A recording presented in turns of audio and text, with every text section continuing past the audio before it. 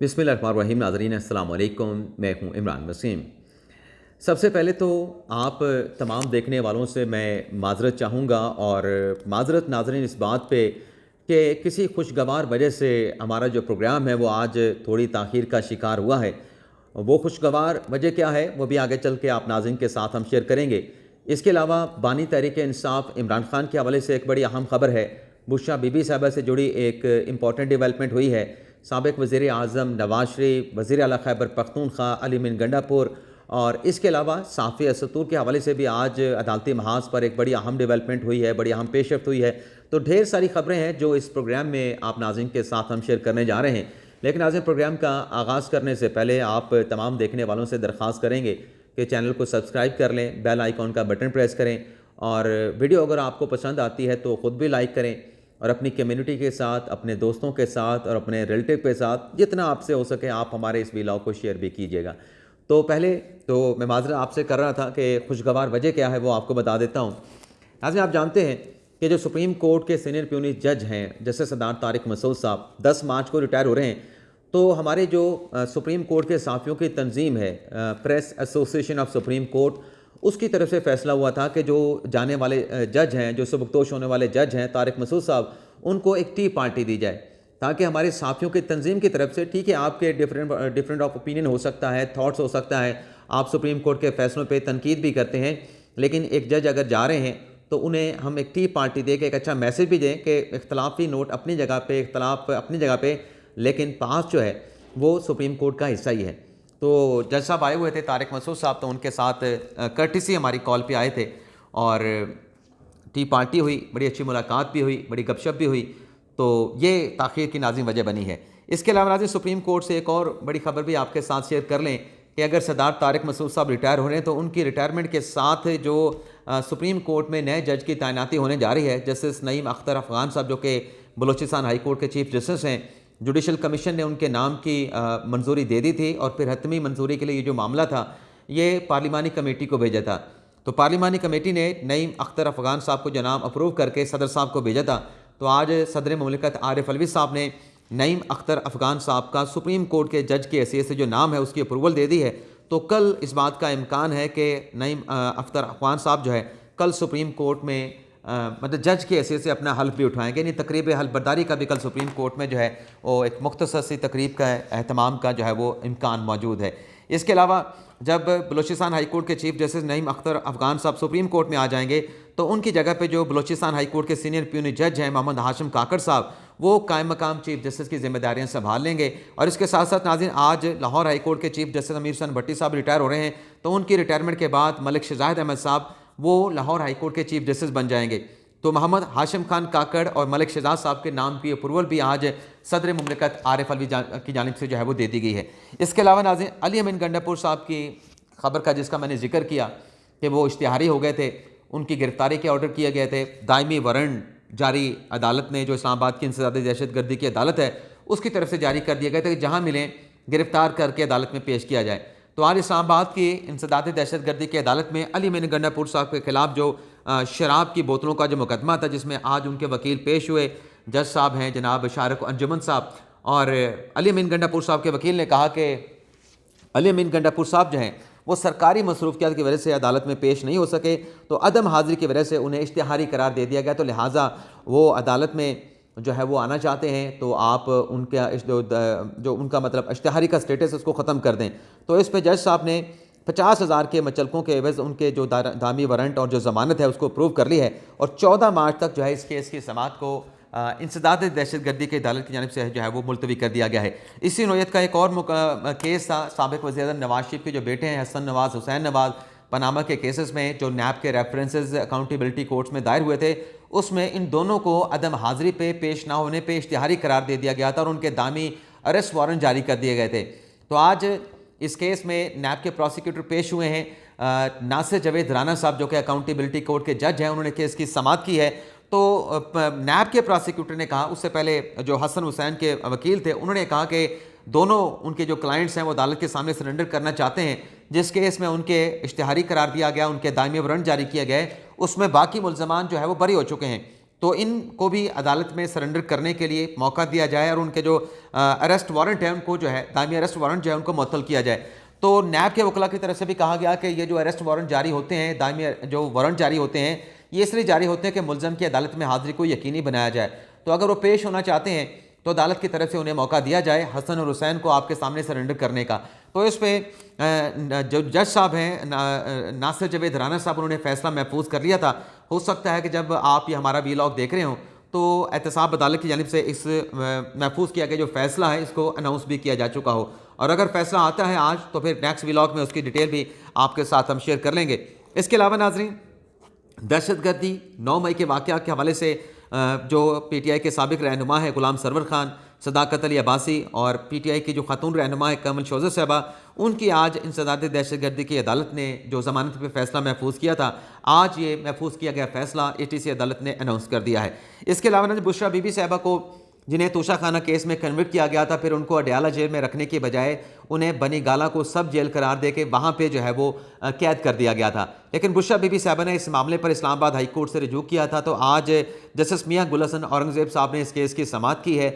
उस्मान गिल साहब बुशरा बीबी साहबा की तरफ से पेश हुए और सरकारी जो स्टेट काउंसिल थे उनकी तरफ से अदालत में बुशरा बीबी साहबा को बनी गाला में रखने का और बनी गाला को सब जेल करार देने का जो डिप्टी कमिश्नर का, चीफ कमिश्नर का नोटिफिकेशन है वो अदालत में पेश किया गया। लेकिन जज साहब ने यह सवाल पूछा कि जहाँ पे बुशरा बीबी साहबा को रखा गया है ये घर किसका है, किसकी मलकियत है। और फिर जज साहब ने यह भी सवाल पूछा कि जब आप इस तरह से किसी मुलज़म को या मुजरम को किसी जगह पे रखने के लिए उस जगह को सब जेल करार देते हैं तो क्या उसके मालिक की इजाज़त लेते हैं, इसका मालिक कौन है। तो उस्मान गिल साहब ने कहा कि ये इमरान खान साहब की मलकियत है, बनी गाला का घर जहाँ पे बुशरा बीबी साहबा को रखा गया है। 31 जनवरी से लेकर आज तक उनकी इमरान खान साहब से मुलाकात नहीं कराई गई और बनी गाला को सब जेल करार देने और बुशरा बीबी साहबा को वहाँ रखने का जो फैसला हुआ, इस हवाले से पूरा जो प्रोसेस होता है, लीगल प्रोसीजर होता है, उसको फॉलो नहीं किया गया। जज साहब ने कहा कि कैसे बनी गाला में बुशरा बीबी साहबा को रखा गया, बनी गाला को कैसे सब जेल करार दिया गया, इस हवाले से जो है वो आइंदा समात पे जेल हुकाम जो है वो मुफस्सल रिपोर्ट अदालत में पेश करेंगे। और बुशरा बीबी साहबा और इमरान खान साहब की मुलाकात के हवाले से भी इसी ऑर्डर में अदालत ने जो है वो अलग से डायरेक्शन भी जारी कर दी हैं। इसके अलावा नाज़रीन, इस्लामाबाद हाई कोर्ट में आज़म सवाती साहब जिन्होंने रुजू किया था कि उनके खिलाफ कितने केसेस हैं, पुलिस के कितने केसेस हैं, FIA के कितने केसेस हैं, नैब के कितने केसेस हैं, तो आज जस्टिस अरबाब मोहम्मद ताहिर साहब ने इस केस की समाअत की है और हुकाम की तरफ से FIA पुलिस की तरफ से रिपोर्ट पेश की गई कि 5 मुकदमात हैं आज़म समाती के खिलाफ, 2 इस्लामाबाद पुलिस में हैं, 3 FIA में हैं। FIA के 3 केसेस में से 2 केसेस में आज़म सवाती साहब की ज़मानत है। लेकिन आज़म सवाती साहब के वकला की तरफ से कहा गया कि ये जो रिपोर्ट है इसमें नैब का क्या कोई केस आज़म सवाती के खिलाफ है या नहीं है, इसकी कोई तफसील नहीं दी गई। तो अदालत ने 13 मार्च तक केस की समाअत को मुलतवी करते हुए आज़म सवाती के खिलाफ कोई नैब का मुकदमा है तो उसकी डिटेल भी 13 मार्च तक जो है वो जमा करवाने का जो है वो हुक्म दे दिया गया है। इसके अलावा नाज़रीन, ये हम आपको तस्वीर दिखा देते हैं। नाज़रीन, ये हमारी मुलाकात की तस्वीर जो पास के दफ्तर में हमने मतलब हमारे मेहमान थे चीफ जस्टिस काजी फाइज़ साहब, सरदार तारिक मसूद साहब जो आए थे, तो ये तस्वीर भी नाज़रीन। इसके अलावा नाज़रीन, पेशावर हाई कोर्ट के में आज क्या समाअत हुई है जो ख़वातीन की मखसूस नशिस्तों का मामला पर, उस पर आने से पहले असद तूर साहब की गिरफ्तारी और उनको FIA की जानिब से हरासा करने के मामले पर आज चीफ जस्टिस आमिर फ़ारूक साहब ने समाअत की है। और उसमें जो उनकी लीगल टीम है अली हादी और ईमान ज़ैनब मज़ारी साहबा हैं, तो उनकी लीगल टीम की तरफ से कहा गया कि जो इल्ज़ाम नोटिस में असद तूर को लगा के बुलाया गया था कि आपके ऊपर ये इल्ज़ामात हैं, आप इनकी आके वजाहत करें, तो नोटिस में कुछ और इल्ज़ाम था लेकिन जो FIR दर्ज हुई है उसमें असद तूर पे और इल्ज़ाम लगा दिया गया है। और ये असद तूर की नोटिस में और FIR में जो तजाद है, इस तरीके से तो असद तूर की जो गिरफ्तारी है वो गैर कानूनी डिक्लेयर की जाए। तो चीफ जस्टिस आमिर फ़ारूक साहब ने बर्मी का इजहार भी किया FIA के मामला, FIA के हुकाम पे कि आप ये बताएं कि आपने बताया कुछ और है और अब आपने मुकदमा किसी और के ऊपर दर्ज कर लिया है। तो इसके ऊपर जब ये सवाल हुआ आमिर फ़ारूक साहब का, तो FIA के हुकाम इसका कोई जवाब नहीं दे पा रहे थे। तो आमिर फ़ारूक साहब ने कहा कि आप इस सवाल का जवाब देना चाहते हैं या आपको मेरे सवाल की समझ नहीं आ रही। जहाँ अदलिया का जिक्र हो, जहाँ आर्म फोर्सेस का जिक्र हो, वहाँ पे हमें एहतियात करनी चाहिए, लेकिन छुप के न जाने कौन कान का काम करवा रहा है, इसकी समझ नहीं आती। तो असद तूर साहब की गिरफ्तारी और हरासा करने के मामले पे आज आमिर फ़ारूक साहब ने जो फैसला जो है महफूज किया है असद तूर की दरख्वास्त पे, अब देखते हैं कि ये फैसला कब जो है वो अनाउंस किया जाता है। इसके अलावा नाज़रीन, आज पेशावर हाई कोर्ट में जो PTI की उबलेग सुन्नी इत्तेहाद कौंसिल की जो मखसूस नशिस्तों का मामला था, जिस पर कल पेशावर हाई कोर्ट ने जो मखसूस नशिस्तें दीगर सियासी जमातों को अलॉट कर दी गई थी, उन मुंतखब होने वाले मखसूस नशिस्तों पर मुंतखब होने वाले जितने भी अरकान थे उन्हें हलफ उठाने से रोक दिया था। और 5 रुकनी लार्जर बेंच तश्कील देने के हवाले से मामला जो है वो चीफ जस्टिस को भिजवाया गया था कि इस मामले के ऊपर लार्जर बेंच तश्कील दिया जाए। तो जस्टिस इश्ताक इब्राहिम साहब की सरबराही में 5 रुकनी बेंच ने आज इस अपील पर सुन्नी इत्तेहाद कौंसिल की अपील पर समाअत की है। तो इसमें आज इलेक्शन कमीशन के वकला पेशवर उनकी जानिब से नाज़रीन ये मौक़िफ़ अदालत में अपनाया गया कि देखें सुप्रीम कोर्ट के फैसले मौजूद हैं। इलेक्शन कमीशन के वकील ने कहा कि जो आइनी प्रोसेस है आप कॉन्स्टिट्यूशनल प्रोसेस को हॉल्ट नहीं कर सकते, उसको रोक नहीं सकते।